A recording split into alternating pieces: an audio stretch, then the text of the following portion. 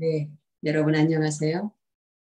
오늘은 15번째 이야기로 우리나라 그 의성 동의보감에 저자이면서 세계 유네스코 세계 기록유산에 등재된 허준 선생님에 대해서 한번 알아보도록 하겠습니다. 허준 선생님이 잠들어 계신 곳이 바로 임진강 건너 진도면 하포리입니다. 우리는 임진강 건너 그 지역을 통상 DMZ라고 말하죠. 디밀리터리 원존으로서 이렇게 비무장지대. 한번 저와 함께 가보도록 하시겠습니다.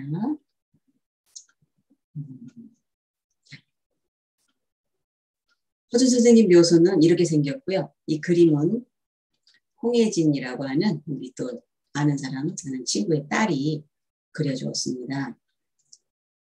저기 보시면 이렇게 이제 동의보감 25권, 25채로 된 것이 이렇게 있고요.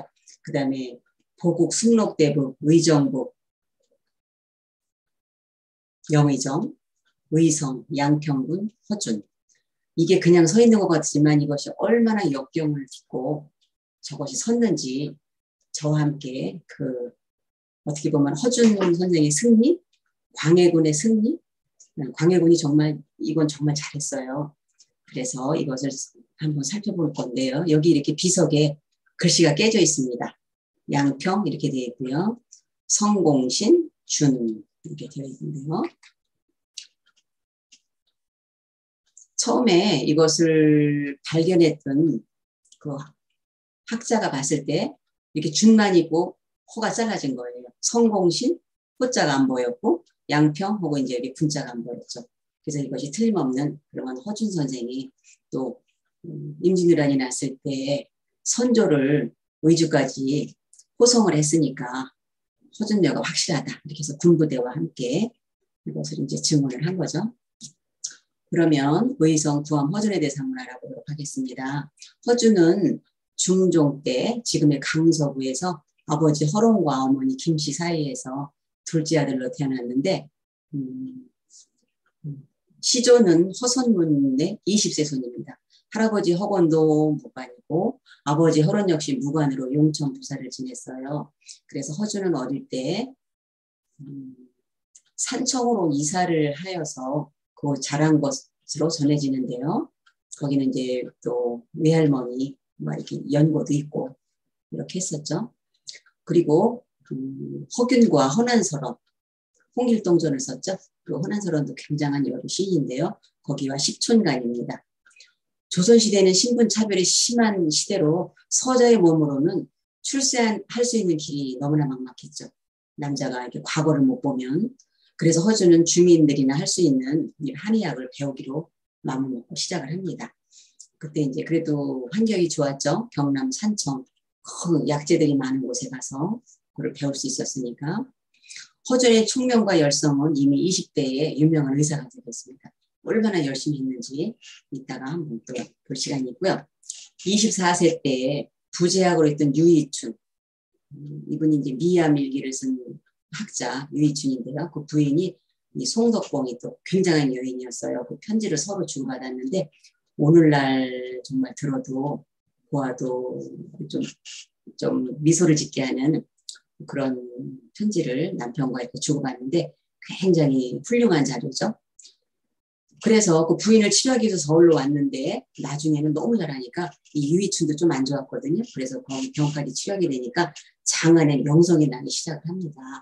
그래서 또 이제 아주 어려운 시험에 한의학에 이제 시험을 봤는데 나중에 그 내의원으로 들어간 거는 미암의 천거로 이렇게 이제 좀 들어가게 되었죠. 그리고 다음에 선조 7년부터 어의로 선임되어서 임금의 신임을 받기 시작을 합니다. 허준면은요, 경기도 기념물 128호인데 1991년 재미고문서 연구가 이양재씨 등이 양천어시 족보를 참고를 해서 군부대와 함께 했는데 진동면 하포리 광암동 선좌 방향의 쌍군이라는 글을 바탕으로 이렇게 발견을 했어요. 그래서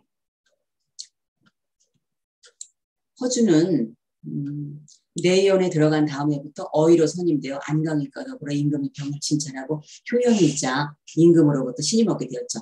1587년에는 임금의 건강이 회복되었기 때문에 내의원 책임자인 태의 양예수, 안덕수 등과 더불어 모두 포상을 했는데요. 그 다음에 또 이제 몇 년 후에는 3년쯤 후죠. 허준이 왕자를 살린 공으로 당상받 정상품 통정대부 이상이 그거를 가자를 받았다. 그러자 정원 사안부 사관원에서 일제히 나서서 왕자를 지휘한 것은 의관으로서 의당 할 일을 했을 뿐이고 비록 공이 있다 해도 의관에게 당상에 가자를 내린다는 것은 있을 수 없는 일이므로 취소할 것을 아주 왕에게 여러 번 간청들을 합니다. 그런데 선조가 신하들의 거듭된 요구를 다 물리치죠. 그러다가 2년 후에 1592년 임진왜란이 일어나니까 선조가 의주로 몽진을 가죠. 그때 호송하여서 선조를 보살피는 호송공신이 나중에 이렇게 받게 되는 거죠.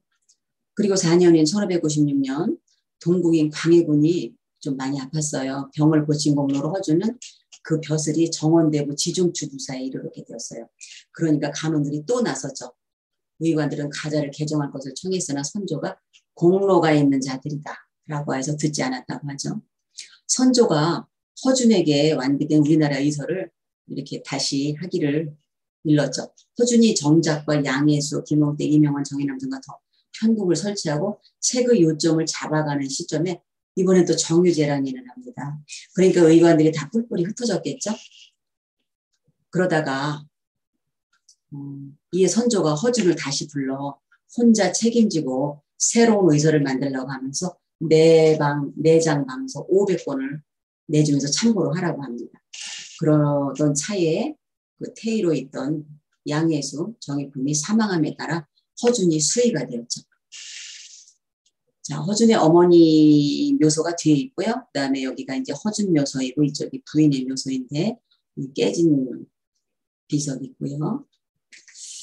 자, 그러다가 1606년에는 임금의 병을 치료한 공로로 양평군 정일품 보국 순록 대부로 승진이 되었는데 벼슬로서는 최고의 풍계만큼 신하들의 반대가 수십 차례 이르게 되죠. 계속되는 신하들의 반대 선조도 결국 허준의 가자를 보류했고 1607년에는 임금의 병이 위중하고 잘 낫지 않았는데 이것은 허준이 약을 잘 못 썼기 때문이라고 하여서 연일 조정에 수의 허준을 벌주라는 논의가 계속 올라갑니다. 우리나라 양반이 참 못됐죠. 그러니까 선조는 벌을 주기보다 의술을 다하게 해야 한다고 하면서 또 막아섭니다. 1608년에는 선조의 병세가 급박하다가 돌연히 사망을 하죠. 그러니까 선조의 병은 어쩔 수 없이 이렇게 다해서 수명이 다해서 간 건데 사관원, 사원부 이런 데서는 허준을 끌어내리게 도입을 합니다. 그래서 광해군이 들어섰는데 이때 초부터도 계속 허준을 벌하라는 논란에 그를 보호하던 광해군도 마침내 견디지 못하여 허준의 직책 좌명과 거처를 제한하는 벌을 내리도록 승인을 합니다. 그런데 이때 허준은 더 좋았어요. 왜? 할 일이 많지 않으니까 그냥 그 책 쓰는 거에 더 아주 집중을 하게 되는 거죠. 그래서 광해군은 그애가 가기 전에 또 이번에는 허준을 다시 이제 벌을 해제하는데요. 이런 와중에도 허준은 동의보감 쓰는 일에 집중하여 드디어 광해군이 들어서고 2년 내 마침내 우리 민족 최고의 의학서인 동의보감을 완성하게 이릅니다. 그러면서 허준은 이렇게 말하죠. 건강을 유지하는 데 중요한 것은 육체와 정신을 단련하는 것이고 약과 침은 그 다음이다. 라면서 건강한 생각의 이게 소유자이죠. 이후 5년을 어이로 있다가 광해군 7년에 세상을 떠납니다. 광해군은 허준 생전 보류되었던 보국 숙록대부를 드디어 추중합니다. 이렇게 많은 반대와 지시와 또 선조도 줄려다 못 줬고 이것을 광해군이 드디어 허준이 세상을 떠나고 나니까 이렇게 보국 숙록대부라고 하는 정일품 이런 것을 내리게 되는 거죠. 그래서 우리는 박수 한번 쳐야 합니다. 정말. 자, 그래서 허준묘에 가면 이렇게 이렇게 있는데요. 유네스코 세계 기록유산에 등재가 되었죠. 2009년에. 그리고 이렇게 하지 않다가 이제 이양재 씨에 의해서 이렇게 했다 이런 것들이 여기에 이렇게 쓰여져 있습니다. 그리고요. 그래서 이것을 하주 역사니까 이것을 동화로 한번 제가 써본 것을 여기다 잠깐 실었는데요. 이거는 선생님들이 이렇게 시간 날 때 좀 천천히 돌리면서 읽어보시면 좋겠어요. 근데 이제 사실과 동화는 이렇게 조금 다르게 쓰는 거죠. 그래서 이렇게 시작을 합니다. 서자로 태어나 과거를 볼 수 없었던 허준은 당황하며 지내다가 아픈 사람을 치료해주는 한의에 들어갔어요. 그곳에서 그는 사람의 목숨을 구하는 것만큼 귀한 일은 없다는 것을 알게 되고 자신이 해야 할 일이 무엇인지를 깨달았어요. 그는 뛰어난 의술을 가진 의원을 만나 배우면서 새로운 인생을 시작하게 되었어요. 먼저 한약방에서 약재를 말리고 썰고 담는 등 자잘한 심부름을 해왔어요. 그런데 그런 잔인들이 웬만큼 손에 익자 선생님 이 약 저는 무엇이라 부르며 어디에 쓰이는 것입니까? 하고 묻기 시작했어요.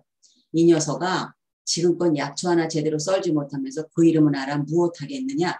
약초 이름 몇 개 알아봐야 돌팔이 의원밖에 안 되니 시키는 일이나 잘하거라. 스승께 핀잔을 들은 허준은 맡은 일을 더 열심히 했어요. 허준이 열심히 일하는 것을 지켜본 스승은 저 녀석은 뭔가 다르군. 호기심과 끈기가 보통 아이들과 다르다고 생각했어요. 허준은 밤낮으로 배우고 익히며 실력을 쌓아갔죠.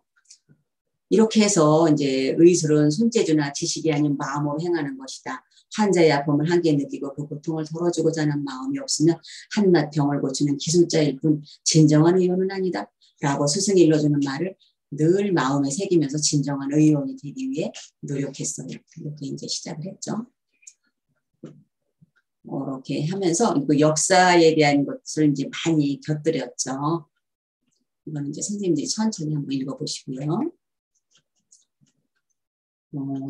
그런데 여기서 선조가 양의 서준에게 의소를 찬집하라고 하면 왜냐하면 그때 이제 난이 일어나고 하니까 질병이 많았겠죠. 서민들의 생활이 말이 아니었거든요.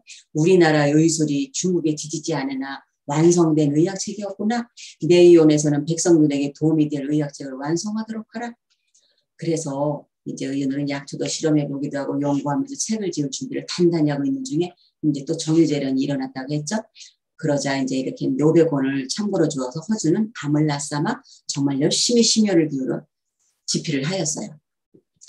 그런데 이것이 나중에 동의보감이 이 책이 기록유산에 이렇게 등재가 되고 이렇다는 것 자체가 이렇습니다. 그 사람의 몸을 따뜻하게 하는 것이 그때는 중국의 그 인삼이라든지 이런 걸 최고로 쳤는데 그게 너무 비쌌던 거예요. 그러면 돈이 없는 서민들은 어떻게 하는가? 좋은 난을 만나서 정말 다 맨날 다 죽게 생긴 저 서민들, 우리의 국민들은 어떻게 하면 좋은가? 근데 이것을 대신 대체할 수 있는 것을 허준은 거기다 써놓습니다. 인삼 대신에 몸을 따뜻하게 할 수 있는 것은 들에 많이 나는 쑥이지요. 쑥을 따뜻하게 달여서 그렇게 찢어서 혹은 먹는다든가 하면 인삼에 대신해서 우리 몸을 따뜻하게 할 수 있는 구하기 좋은 풀이다, 약재다 이런 식으로 그렇게 서민들을 위해서 정말 자기가 서자로 자라고 고생을 해봤기 때문에 이런 서민들의 아픔을 알았던 거예요. 그 마음에 와닿는 이런 것을 보살펴 놨기 때문에 이것이 등재가 되었다고 합니다. 그래서 드디어 이제 동의보감이 국보 319호이면서 유네스코 세계 기록유산으로 등재가 되었는데요. 광해군은 이제 선조가 돌아가셨죠. 하루빨리 힘든 백성들에게 우리나라에서 나는 약재로 병을 치료하게끔 의약서를 빨리 완성하라고 합니다. 정말 광해군이 이건 잘한 거죠. 그런데 이 책을 시작하기 16년 만에 이것이 완성을 한 거죠. 그래서 광해군 2년에 완성을 한 거죠. 그 책에는 우리나라에서 흔하게 구할 수 있는 약초로 병을 고칠 수 있는 방법이 담겨 있고 원예구급방과 같이 의학 용어 등이 이것을 한글로 풀이를 한 거예요. 그래서 글씨를 잘 모르는 한자를 모르는 백성들도 쉽게 찾아보면 병을 치료할 수 있는 책이라고 하는 거죠.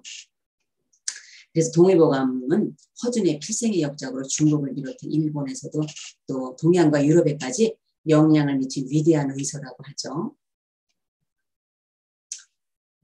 이건 아까 한 말이고요. 즉 몸과 마음을 단련하고 질병을 미리 막을 수 있는 것이 최고다. 그러면서 이것을 모르고 병의 치료에만 매달려서는 안 된다며 우리의 몸을 작은 우주라고 했죠. 그만큼 사람의 몸은 신비롭다는 뜻이겠죠. 동의보감은 25권 25채로 되어 있는데 목판과 금속 팔자로 발행되었고 내경, 우리 몸, 외형, 박계문, 부인병들, 잡병, 탕해, 끓여 먹는 거, 침구, 침 놓는 거 이렇게 5편으로 되어 있다고 하죠. 그 동의보감 이게 바로 이제 우리 아는 딸 예진이가 그려준 건데요. 정말 마음에 듭니다. 네, 그렇게 인자하게 생기셨죠. 의성허준으로 다시 나다. 사람은 소우주의다. 허준생의 그혼을 담은 책을 완성하고 이렇게 이제 방해군 청년 세상을 떠났는데 그동안 미뤄오던 양평군 이런 거는 그 정말 그 공주의 뭐 이렇게 남편이라든가 뭐 아버지, 친정아버지 이런 사람에게나 줄 수 있는 곳이거든요. 그런데 양평군이라는 이곳을 갖다가 하살합니다. 정일품, 보국, 숙록, 대부라는 분계를 내려 마무리되었죠.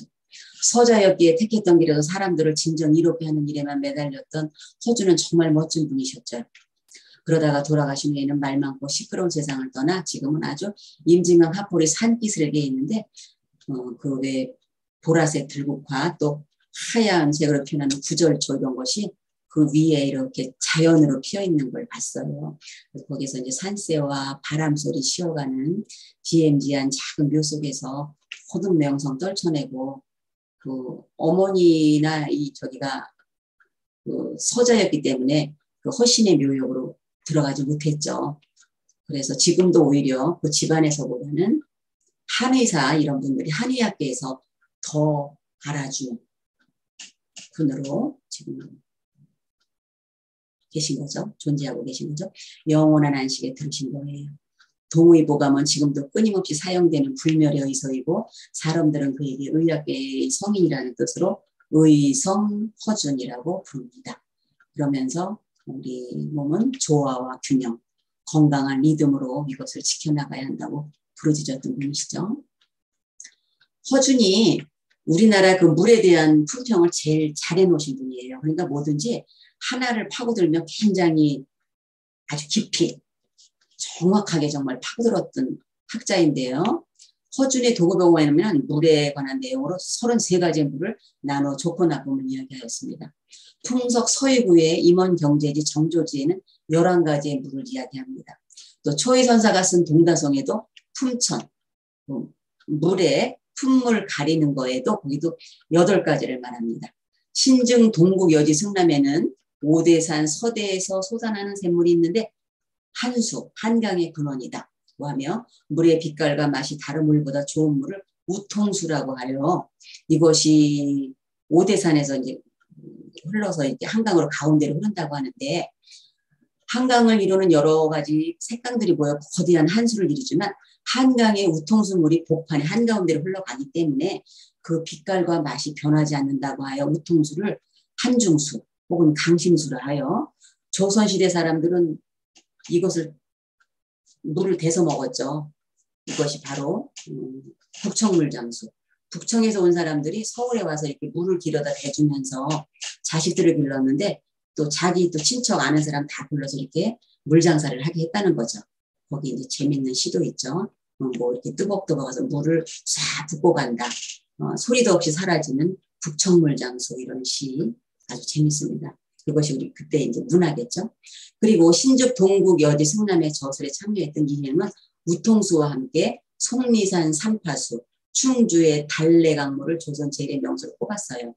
그리고 우리 파주에 성현의 용제총화를 쓴 분이 있는데 거기에도 우통수를 제일로 쳤다는 이야기가 나옵니다.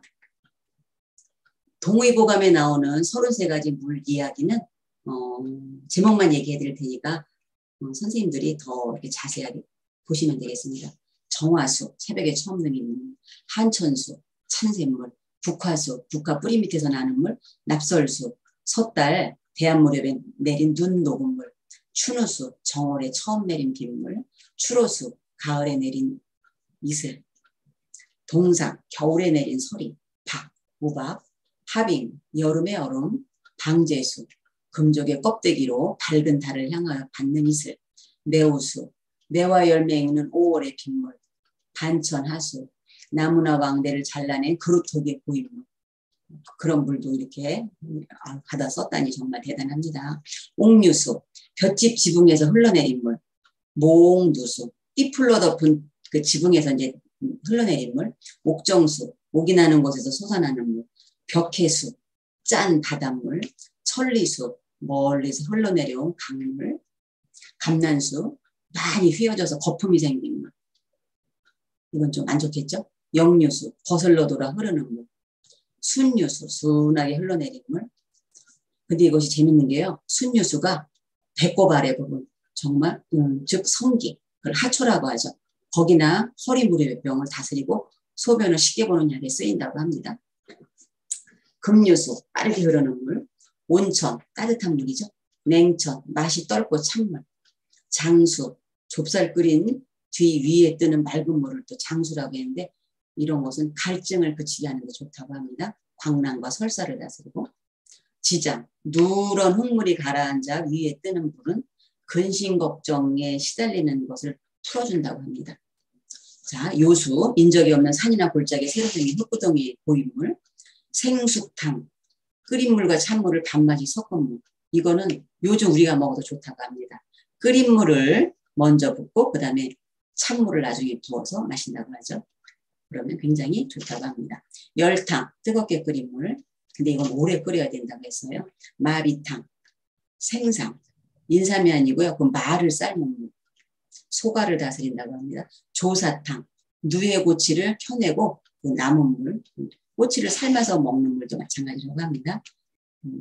열을 내려준다고 하죠. 이것은 증기수, 밥 지는 시루 뚜껑에 맺힌 물인데 이걸로 아침마다 머리를 감으면 머리가 까맣고 윤기가 난다고 합니다. 동기상한, 불이 밥그릇 뚜껑에 고인 물을 먹으면 안 좋다고 했어요. 취탕, 하룻밤 묵은 숭늉이 좋을까요? 이거는 이물로 얼굴이 윤기가 없어지고 몸을 씻으면 거짐이 생긴다고 해서 하여튼 하룻밤 묵은 숭늉은 안 좋다고 했습니다. 자, 이렇게 해서 오늘은 우리 부암 의성 허준 선생님에 대해서 한번 알아보았습니다. 우리 파주에는 그 허준 선생님 묘가 있는데요. 정말 굉장하신 분들이 파주에 많이 잠들어 계시죠. 자, 그런데 이렇게 서자로 태어나서 이렇게 자기 한계를 뛰어넘으면서 성공했던 분. 그래서 끝내서 이렇게 의성이라는 양평군이라는 이것을 받았을 때 이것이 광해군이 정말 왕좌에서 조금만 더 일찍 물러났더라면 이것을 못 들었을 수도 있잖아요. 이거를 주고 물론 광해군은 8년을 더 왕에 있다 물러났는데요.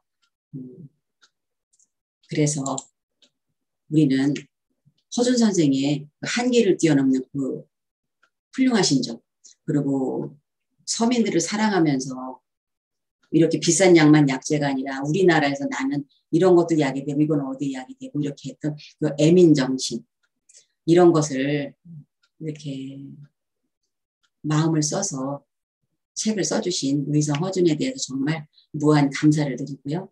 우리 파주에 이것이 있다는 것이 굉장히 감사한 마음입니다. 자, 오늘은 이걸로 끝마치도록 하겠습니다. 감사합니다.